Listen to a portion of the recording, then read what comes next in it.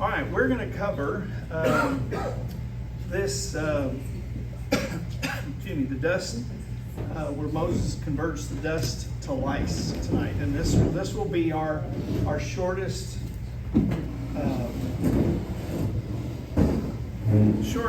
class, because this only has 4 verses. And so we're going to go through as slowly as we can these 4 verses. This is a quote I found: "From dust comes discomfort. The smallest invader exposes the greatest failure." And that's what we're going to see here. Dust is kind of the smallest part of the earth. As a matter of fact, we are said to be made from dust to dust. And when God tells Moses, God tells Moses to tell Aaron to strike the ground, this is one that's also unique. He turns the water to blood, and that's unique. Then he calls frogs out of the water, and that we can say, well, that makes sense. Frogs will come out of the water, but here he just strikes dust and creates lice or gnats. There's some confusion. One translation says lice, one translation says not. And we really don't know for sure what it was, but it was a small critter, and it just it devastates the people. There's 2 gods particularly that we want to cover, because these are the plagues where God, he's not just sending some inconvenience to the people. He is attacking the gods of Egypt. So one god here is Geb. He is the god of the earth. He is most of the time depicting as a reclining figure, and another female figure is like over the stars, or she's up over there and covered with stars, and he represents the earth itself. This guy, God Geb. His skin was often covered with vegetation, symbolizing fertility and agricultural abundance. In Egyptian mythology, Geb was the father of Osiris, Isis, Seth, and Nephthys, and his union with the sky goddess Nut, that's her name, produced the gods who garnered life, death, and cosmic order.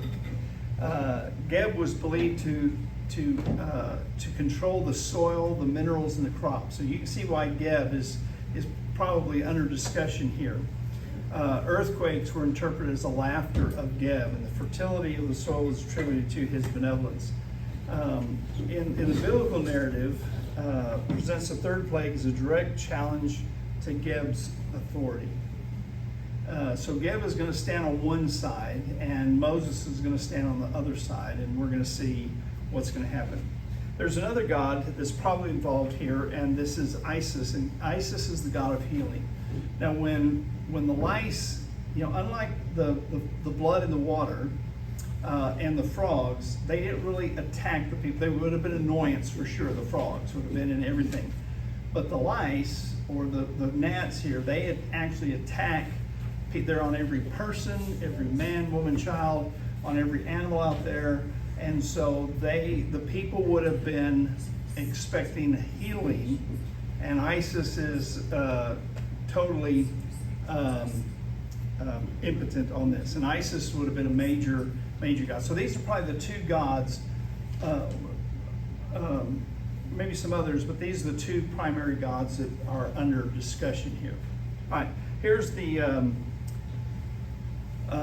the text on this. Then the Lord said to Moses, "Say to Aaron, stretch out your staff and strike the dust of the earth so that it may become gnats in all the land of Egypt." So some translations say gnats, some translations say lice. You know something different about this plague from the other 2? Yeah, he didn't go to say, "Let my people go," Yeah. to make it worship. He just says, "I'm in it." Yeah, he does not say, "Let my people go." He says that in the first one, he says that in the second one, he'll say that in other words. This one is just like a surprise. He's not even with Pharaoh. Pharaoh's going to be like, "Whoa, what's happening here?" The frogs have been for 4 to 6 weeks, and they dried up and died, stunk like crazy. And then God tells Moses to tell Aaron, stretch out your staff and strike the dust of the earth so that we become gnats in all the land of Egypt. So that's going to be a surprise. Now this is probably in around September or October of when this happens. John, can I ask you Yeah. what the climate was like during this time with the frogs? It's spring. This is really the time of planting is what we're getting into. So So it's it wasn't like this kind of heat. I don't know. I've never been to Egypt, but it's it's like it's farther south than us, and it's hot. But October they're getting ready to plant. They really don't have winter there like we do. So anyhow, as they did so, and they did so, Aaron stretched out his hand with his staff and struck the dust of the earth, and there were gnats on man and beast. All the dust of the earth became gnats in all the land of Egypt. This wasn't random at all. In Egypt, the dust and soil were tied to their gods. They didn't see nature as inanimate. They saw nature as this guy Geb. He was nature. He was the earth. And he is supposed to bring fertility and order, but God shows that he alone is not Lord of anything. And so all of these attacks in the plagues are attacks against the gods of Egypt that the people feel. So this transformation of dust and life also carries a symbolic weight along the order of the biblical narrative. Dust is associated with creation. Dust is associated with mortality and humiliation. From dust to dust, dusk to dusk, and so it's humanity is formed out of dust. Dust. And humanity will return to dust. And I'm sitting here, is it dusk or is dust? And so this strikes at the very center of us. Now there's two things that happen here. One, the magician tried by their secret arts to produce gnats, but they could not.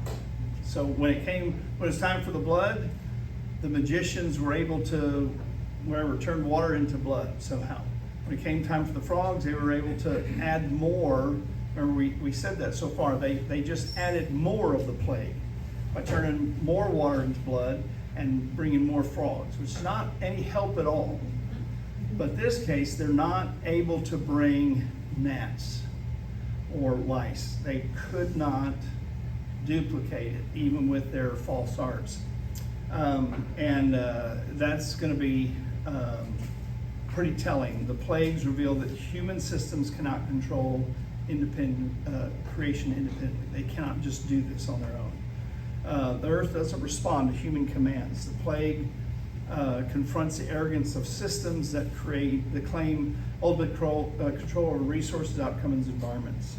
The magician's failure here is really mercy in disguise. It points away from everything and it points directly to God. And that's, they're not going to see that this time, but it's what it is. And so what really happens here is that the priesthood, the magicians, all of these, they're defeated. They can't stand in the presence of God, and only God is declared the only true creator. So there were gnats on man and beast. That's the outcome. Now, I don't know what you think about that. Anybody ever have lice?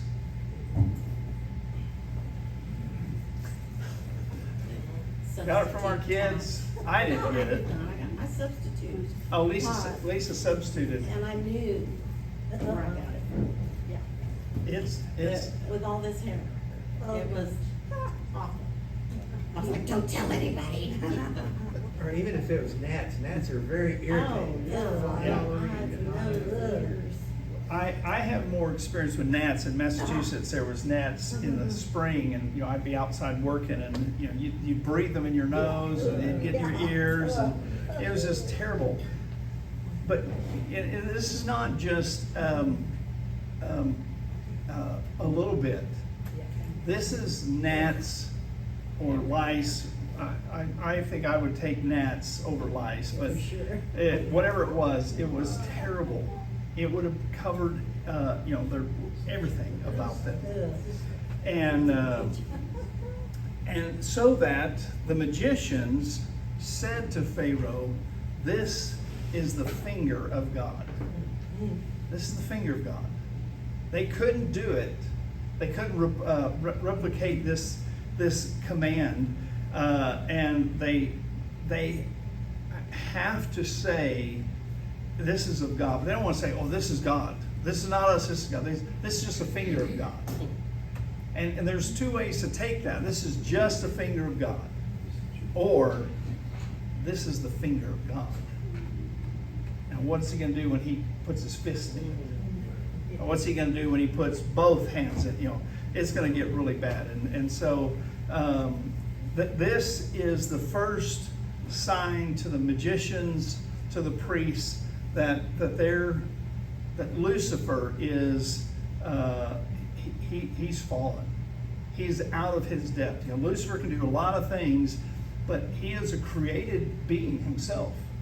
He didn't have the power to create.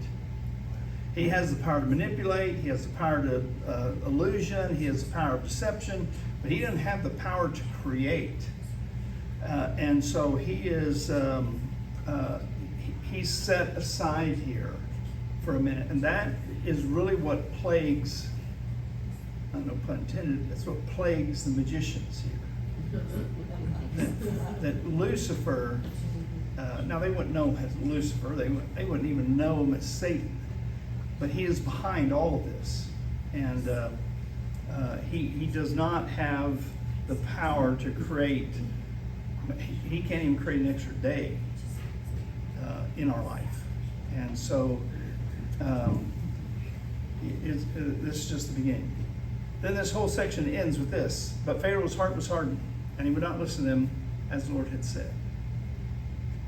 Pharaoh he hardens his heart here. He refused to listen even to his own religious leaders. He refused to acknowledge that maybe I'm not what I'm supposed to be. Nothing. And this is clear evidence of God's work, and he still refuses to bow. So, what do we do with that? Well, the time and season is kind of important. This would place us in late September, and the going forth of Isis, who is a major goddess, I guess, of the Egyptians, it was about October 1st. October 1st, they had their first big time of worship and sacrifice to Isis, and this is also the time of sowing. They would have sown a variety of things. They would have sown a little plant first that grew in about 60 days, and I can't remember what it is now. But this is the time of that.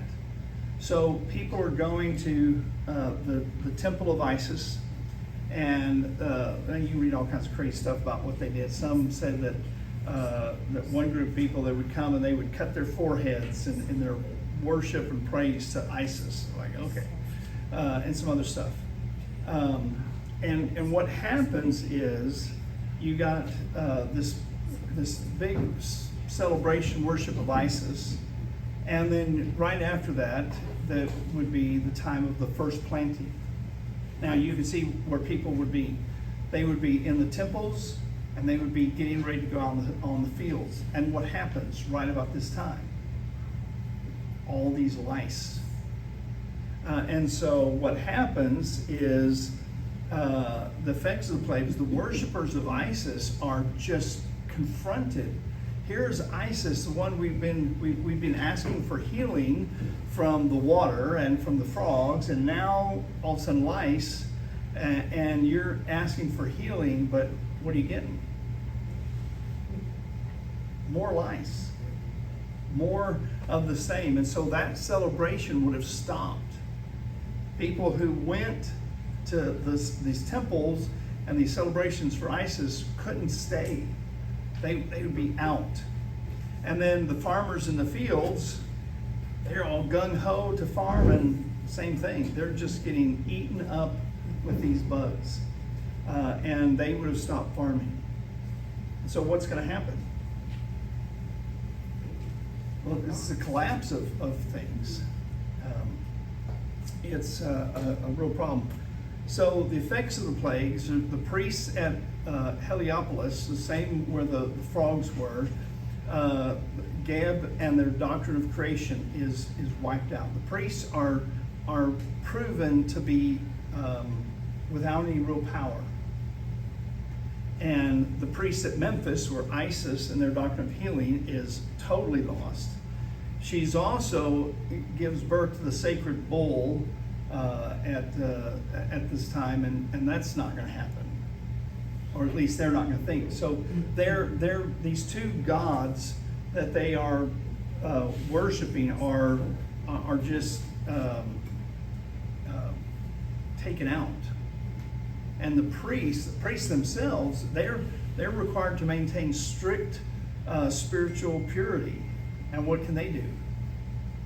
They're fighting all these bugs themselves. And so that would include, that they can't touch anything unclean or anything like that. And so they're totally unclean themselves. The lice infestation renders ritual purity impossible.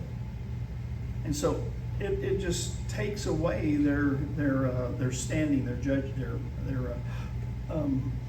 functionality. The religious system collapses in the way of divine judgment, and the dust that they would trust has become gnats and eats them up. What's the summary? And then we'll have some discussion. Well, the goddess Isis was destroyed, or at least proven, incapacitated. Same with the god Geb was destroyed. The attack on Heliopolitan creation continues, and it's probably on its way out. And the attack on Memphis creation begins, and the attack against the priesthood continues. So it begins to just dissuade people of putting any trust in these priests and believe in their gods, which is what God's trying to do. He's trying to do away with the gods that have been deceiving all the people. And so God's doing a good job. Now remember, this plague also affects Israel. And this is the last plague that affects Israel. I tell you, I'd want this plague to be the first plague that didn't. Because this one, I know the frogs are kind of bad and the blood is bad, but this one just would have driven me nuts. About how long did this one last? I don't know. It's probably several weeks. Yeah, it's not just a day. So they were probably scratching themselves raw, right? And then the gnats get into the raw flesh. Ugh. Yeah, Thank you. Yeah, I know. I'm sorry. I said that out loud. I didn't even think I about was that. thinking. yeah. And even if you got into water, you couldn't live there. It would just be. Well, you wouldn't go underneath if your nap covered up from. Yeah. It would just be. I don't know if y'all had animals or livestock. Don't say gross things. It's already been said. It's already been said. It's gotta be gross. Open source. Yeah. Gnats are very much attracted to. You do have to. That's what I was thinking about our horses in late deep summertime. Yeah. Their legs are just black covered with gnats and bugs and flies, and they are miserable if you do not get a handle on it. And the gnats do, they dig into the skin, dig into the skin, dig into the skin. It is disgusting, it's She awful. went grocery. I think, and he brought it up, I was just concerned. Yeah, well, you think about the animals, it's like, oh my goodness, I've been to a few, I haven't never had animals, but I've been around them and I've seen it, with flies on them and other things, and you think, man, that would be crazy, and then this would just be everything, every animal. It shows from a theological perspective as you relate to a loving, caring, compassionate God. He is a God of justice and accountability. When you look at the parallels on the attack of Job, he wasn't allowed to touch Job for a time. He took his family, he took his livelihood, similar to what's going on here. But God understood the justice of what he wanted to show Satan in the story, is to say, now you can touch Job, and he's still going to show his loyalty to me. This is where I think God in his wisdom is telling Israel, as they gradually started to, in fact, when they were released, when Moses goes up on the mountain, guess what their first act is? Build an idol. Literally, they were going, what we learned in Egypt, let's start doing now. And God literally had to discipline them and kill a lot of them. So it's we try and comprehend and think, this is horrible, but this is God's justice in saying, don't mess with me. I am the only God, and you are to worship me only. Egypt and Israel. Yeah. And us today in Christianity is to say, I hope I don't ever get physically attacked, but I hope, I used to tell patients, I said, this what usually happens is it takes a person to hit their lowest before they make a change. Hopefully this will change you and you don't have to go lower than this. Yeah. I think it's sobering for me in this story is to say, when I start to wonder, I need to be wise. Yes, I'm sorry. No, you're good. I have a different one, sorry.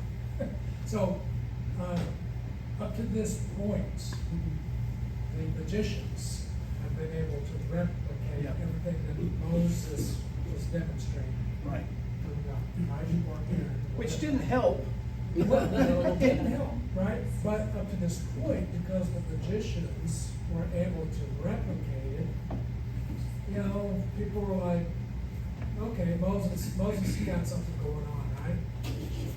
But the implication in verses 18 and 19 is, oh, we can't do this. This must be something else. Yeah. This is God. Whether it's the finger of God or whatever. This is not Moses, this is God. Yeah. Because it wasn't their first time. When he went into Egypt the first time, he met with Pharaoh and it's turned his staff into a snake. So did the magicians, and what did Aaron's staff do? Ate them all. Ate them to say, we're better than you. Yeah. I've always contemplated, was God allowing them to do that? Was he enabling, or were they at the power of Satan? I've always wondered that. Is God saying, sure, try guys, I'll let you, but I'm going to show you who's. Yeah. My view is they did it by the power of Satan, but they didn't create anything. Right. They were able to transform and bring more. Now others have said no, they didn't. They just did tricks, and that may have been true too, but I don't know. But I think with all three of those, turn their own rods into serpents and the water to blood. They just did what God did, but not to the level that God did. Now this one, we don't have any. We can't do it. Different thought as you were talking, I was thinking, we look at this from the perspective, it's already happened, it's written down, we get an idea what was going on through what we read in Exodus. But think of the people, and you talked about the four major religious centers, but there are hundreds of miles of other parts of Okay. Egypt. They weren't there. And can you imagine what it was like for them where they didn't get this backstory that we get? All this stuff is happening. And why in the world is this happening? I've never seen lights like this, or why did my water turn to blood? I mean, a whole set of things to people that weren't there. That must have been pretty overwhelming. There was no internet or 12 o'clock news. I would They were blind. imagine They didn't have any insight. it would have gone fairly quick, fairly being not fair today, but, over a matter of weeks, by the time, this is only the third plague, and we're, 1 week, the first one, about maybe 6 weeks, the second one, so we're, 7 weeks in, this one goes, so we're almost, 2 months in, and by the third one, now it's not happening up in Goshen. Next week when, Okay. Dave, thank you. Dave is gonna cover it. Lord of Only the Egyptians, and I think that's gonna get even more. So it's gotta be, by the fourth, fifth plague at least, everybody knows what's going on. All over Egypt, but that's a good point. It is not just a little thing in one village. It is the entire nation of Egypt. Which is, several hundred miles long. And those cities, those 4 cities you talked about, they're not just like over here. They're, down the deal. And so it was devastating to these people. Just So devastating. I think that's really, God said from the beginning, before the first plague, they will know I'm God. I'm gonna do a thing, yeah. and they will know. And that was his whole purpose. So it wasn't gonna be a phenomenon. We've had some phenomenons we've had flood. We've had some big, massive things happen on this earth in our lifetime. But he made it where it was more so. It was something it was a plague. And it was unbelievable. And he made it so. It wasn't gonna be little. No. It was gonna be this is me. And I truly believe that it was the sand, it was every grain of sand lifted, and you can't see through that. It's in your eyes, your ears, and your nose. Even you can't, it was not oh my gosh, look at the crickets on 7-Eleven. Like we've seen before. I've seen masses of gnats, I've seen some bad, I think I've heard some pretty bad things, but this was, and he intended it they to were be his power. Plagues. Yeah. And so, the whole thing lasts like 10 months, all 10 plagues, and, or roughly, and it's just, it would destroy us. Yes. I wonder if it's just not recorded because maybe he didn't know, what is that, the emperor's new clothes, where literally people become so subservient they won't tell him that he's naked. I wonder, his advisor said this is the finger of God. That's the only indication that somebody was advising him. At some point, I would have thought people would have gone, Pharaoh, let him go. Oh, yeah. I'm gonna kill you if you don't let him go. To the point of how, I guess it's the power of idolatry is, they couldn't even do that. No. They were so overwhelmed by their idolatry, they wouldn't tell the emperor he was naked or let those folks go. Yeah. You think of when it was all over, and again, we're getting God's telling the story, and he shows his judgment, but we don't get the inner workings of Egypt because they're the enemy. When Pharaoh's army is destroyed in the Red Sea, and all the firstborn are dead, and after all this stuff, and they give everything that they've got to the Israelites as they're going out of town. I bet you they were happy for the first time they're gone. And weak, and they have 20 years with the Pharaoh's second-born son, who starts monotheistic push for 20 years, and that, you know, kind of thing. Sadly, they still didn't get it. But anyhow, yeah, this transformation of dusk, just of dust and lice and gnats, is God dismantling every system that exalts itself. He uses the smallest thing and is able to get it done. So do you have any idea how long this one lasted, maybe? I would bet a couple of weeks, 3 weeks, 4 weeks, something like that. There's no way to know, but it can't be just a day. Yeah. So they would be hungry. Yeah. It would have been a miserable experience to do anything. I think I would have gone to the Mediterranean. I tried to dip myself in water. Yeah, you'd have to be in water, bring that up and come down the little hole in the straw. It's just a terrible. Now do what? Oh yeah, you. After a while. Protein. Protein. The next three plagues bring loss of physical suffering, but we'll see the Hebrews are spared in those next three. So that's it. I was just like, it just would be, you know, I got sunburned last week, and it's all, you know, it's all peeled, but it itches. And could you imagine? You would be one giant sore from itching. Think about watching your kids go through it. Oh, yeah. Right? I mean, never mind you Yeah, going your through it, babies. but watching your babies and your children. I mean, it would be, that would be devastating. I know. Can I ask y'all's opinion on, tell Pharaoh, let my people go so that they will worship me? The assumption is based off of that statement, what weren't the Israelites doing?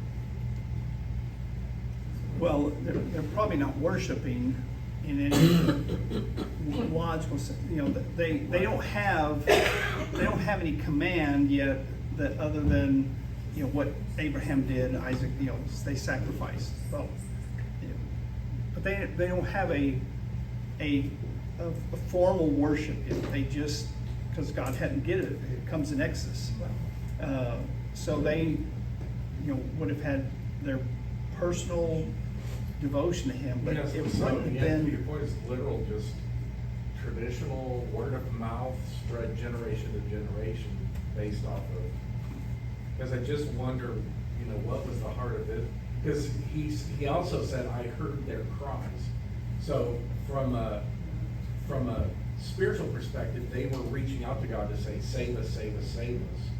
But in the indication of his statement saying, and they will, so that they will worship me. I'm just kind of curious as to what level they were. Well, I think he wants them to come out so he'll give them a law, and they'll bring their worship under a common medium, I guess, because there's no priests at this point. There's no altar, tabernacle. There's nothing.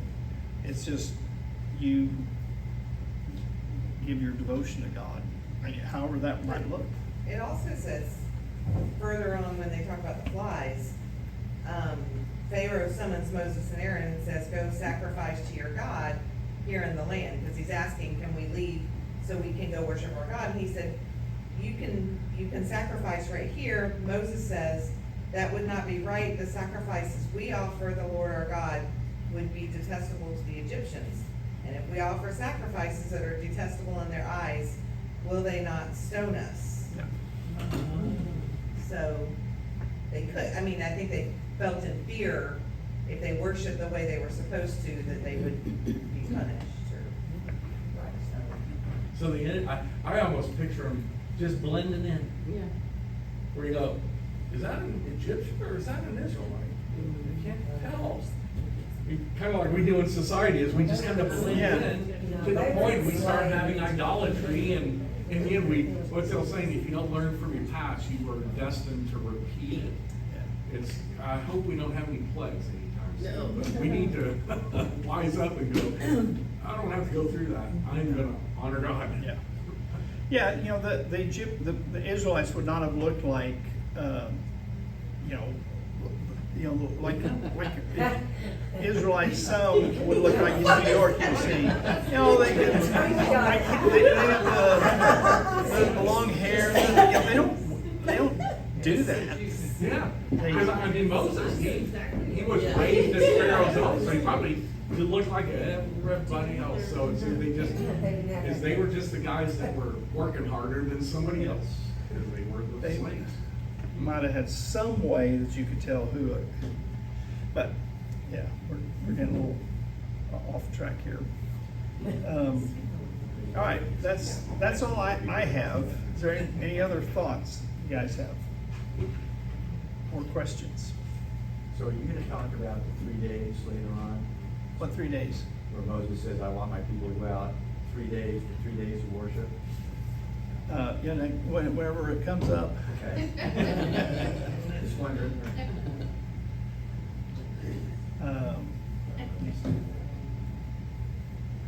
Anything else? Well, a thought that Dave was bringing, why did the Egyptians tell Pharaoh, I'm gonna kill you if you don't let him go? My thought is, Joseph bought all the land and cattle from the Egyptians when they were buying grain back. So were the Egyptians basically an upper class slave and the Israelites a lower class slave to the monarchy? And so they didn't have the power and they were subset to being a slave and you don't question. Oh, that's a good point, yeah. Okay, it would have been a couple hundred years, but, you know, the priests had their land. Pharaoh, of course, had his land, and that's a good quote, good observation. So maybe they were, for 400 years, you don't question. Yeah. You know, same thing. Maybe a little bit more rights than the Jews did. Yeah, I think their deities had created Satan had created such a view that they were just subservient people. They were above the Hebrews. So the Hebrews are at the bottom. That's a good point. Yeah, they didn't have any basis to rise up and fight against their own people. It wouldn't make any sense to them. Okay, any other thoughts? Is it harder for non-believers today because they don't get plagues? To like, you know what I'm saying? Like, say, hey. Is it harder for them to like get like Come around to believe. yeah, to become a believer? Because, I mean, plagues are a physical thing that I think a lot of people can get a quick understanding, maybe possibly quick. But as we've learned through the whole Bible, how many times did the Jews forget over and over? Yeah. I'm just glad that I'm in Jesus this time and not during that plague. Yeah. And that I'm covered by him. Yeah, it's a weird thing. I mean, you think about what was the big hurricane, Katrina, and I know there was some talk about this was God. Okay, maybe it was, but I don't know, and we don't know that. But people are, if they don't want to believe, they're not going to believe. Just like Pharaoh, he's not going to believe. I'd love to talk to Pharaoh and say, what do you think is going on here? And his answer would have been, well, I don't know, nothing. It's a weird deal. That's the same way people would have viewed the plague, the Katrina, even if somebody says, this is God judging this city. They would have just, whatever. They're in the middle of it, they're gonna go through it, this is a bad deal. Just like that in 9/11. And just like 9/11.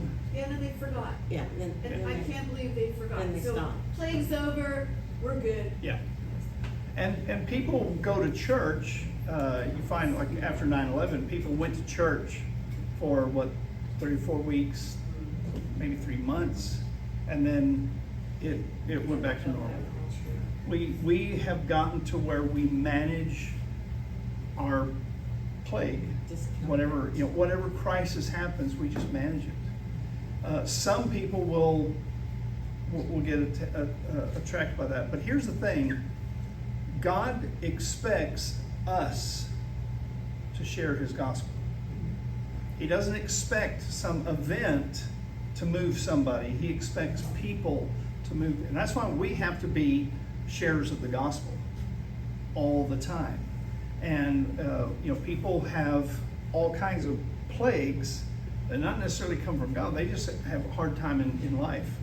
And that's a great time to talk to them about God. But when everything's going great, that's a great time for us to talk to them about God. It's similar to at the end of Jesus' ministry. I remember the Pharisees approached him and said, "Give us a sign." And he said, "You've had the law and the prophets. No sign will be given you except the people of Nineveh will prophesy against you in the end, saying, why do you need something to prove what is?" Yeah. And some people say, if you'll take this away, I'll believe. Or the other is, if you'll do something, give me a miracle, I'll believe. Yeah. In the end, he says, you don't need that. Just believe in who Right. he is. Yeah, that's a good point. I think people would look for a plague or they look for a blessing, and that's not really where God has sent us. Yeah. And that's why it's so important for us to share the gospel with people. And if you've not shared the gospel with somebody, if you've not talked about Christ with somebody, you need to figure out how to do that and start doing that, because that's the only way people are going to be saved.